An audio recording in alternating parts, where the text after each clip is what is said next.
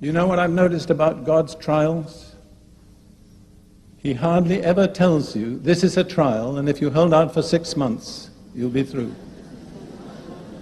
And some of us get to 5 months and 29 days, and we give up. We didn't know we only had 1 more day. Never give up. There's no precedent in the Bible for giving up. God determines how long the test will last, not we.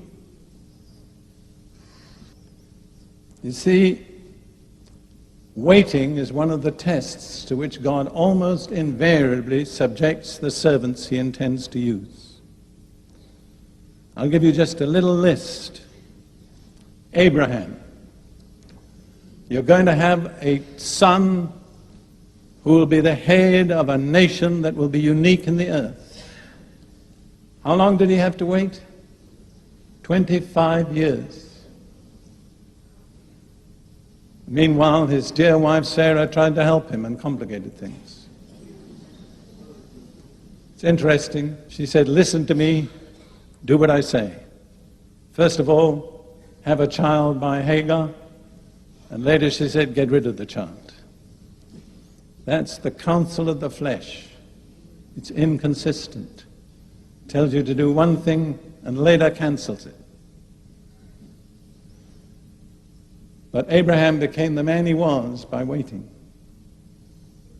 He had to watch his wife past the age of childbearing and still wait.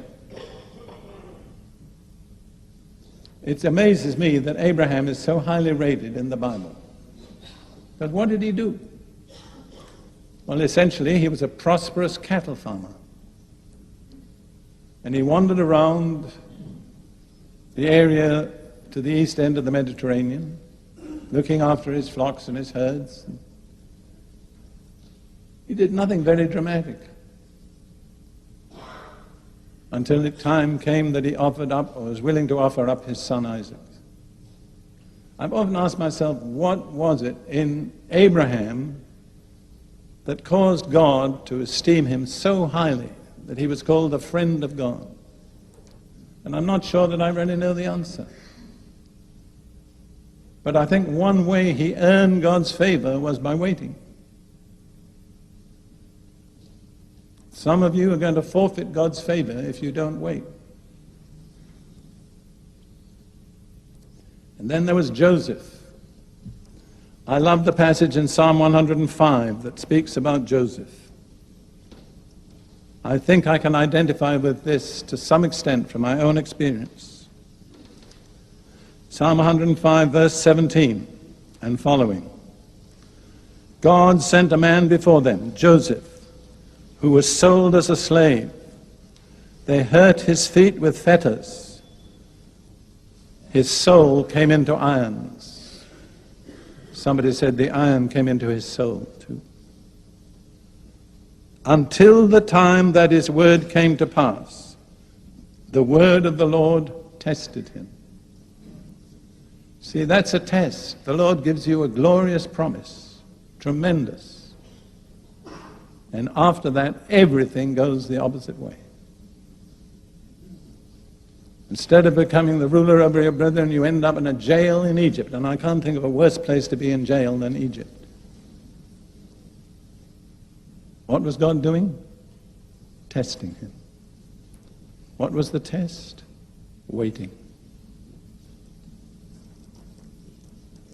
And then, if you want to look at others, Moses.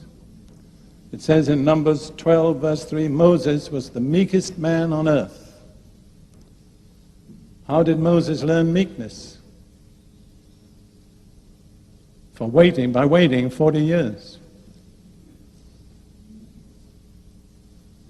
Somebody asked another preacher friend of mine, why did God keep Moses waiting 40 years? And the answer was, because he couldn't do it in 39. God will not finish until the test is complete. When Moses first thought he could deliver Israel out of Egypt, he was a very arrogant young man. 40 years later, He was the meekest man on earth.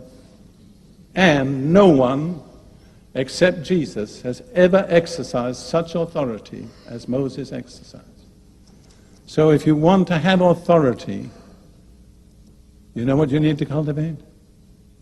Meekness. God cannot trust his authority to the arrogant, the proud, the self-assertive. We had a prophetic word that said that in so many ways. You know the condition for promotion in the kingdom of God? It's very easy. It's abase yourself. Everyone who abases himself will be exalted. But on the other hand, everyone who exalts himself will be abased. That's right. You have the choice. That's an unalterable law that governs the universe. People talk about breaking God's laws. That's not true. We don't break God's laws break us if we break them. And then let's think just about David for a moment. Another young man who was given tremendous promises of God. And he spent the next, I don't know how many years, I think probably about 15 years, living, as he said himself, like a dead dog or a partridge on the mountains, running away from the man whom he was to succeed as king. Why does God permit that? In fact, why does God ordain that? What is he looking for? In one word, I didn't hear you. Endurance, that's right. You cannot bypass endurance. You know whom I'm speaking to at the moment? Me. You cannot bypass endurance and enter into the promises of God. You can come so far, but the completeness is only through endurance. And just when it seems impossible to hold out, that's the time to hold out. Don't give in. I would like to say that to several of you individually. You're in the test. You're doing all right. Just hang in there. Don't back out. Don't give up. God is faithful. I've been asked sometimes if I had a message to leave for posterity, what would it be? I always say I can give it to you in 3 words. God is faithful.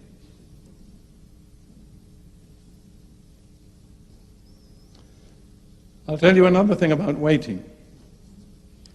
It causes us to realize more and more our dependence on God. I can't do anything. I can't make it happen. I don't know when he's coming. I just depend on him. I don't know whether you ladies ever have problems in your house, but we do in Israel. Sometimes our electricity fails for reasons we can't analyze. And we're in the middle of cooking something or somebody's doing the ironing, and we phone and we eventually catch up with our electrician. It's midday. He says, I'll try to be there by 4 p.m. So what do we do for 4 hours? We wait. And by the end of 4 hours, you know, we will know one thing. We need the electrician. We're dependent on him. So waiting causes us to realize in an altogether new measure our dependence on Jesus. All right.